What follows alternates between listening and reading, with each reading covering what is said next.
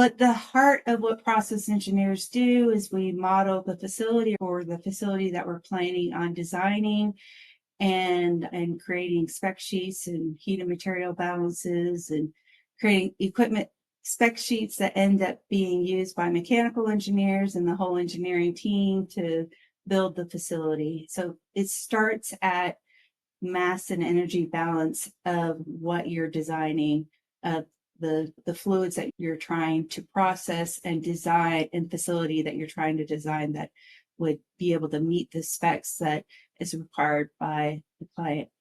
So that, but in the last, I guess, 5 years, I've gotten more and more involved in the emissions side because I am a licensed professional engineer, and there's been a lot of activity that's been going on with the EPA and that are fining, or the EPA suing the oil and gas clients or people within the Permian. I live now in the Permian and work in the Permian.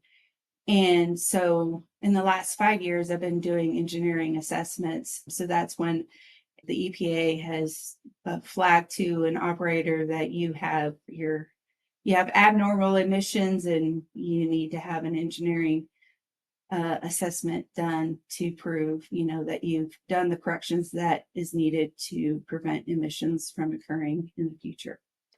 So one of the things that we've been on a journey to do is what we now call the MMRVT. Okay, so monitor, measure, report, verify, and trade. And we've had other episodes. I encourage everybody to listen to the episode with Shane Foster from Gunvor talking about the trading side. But on the measurement side, one of the things that you helped us figure out was this whole concept of mass balance, being able to take the different meters that are coming in from a client, from their site that's measuring various things, run it through ProMax and this mass balance. So what is mass balance and why is that important? Because what's interesting is that ISCC, which we can get into, it requires ISO 14067 with mass balance. In fact, everything about ISCC is about mass balance. In fact, I'll show some other slides here that kind of illustrate that point, especially when you're talking about feedstock blending.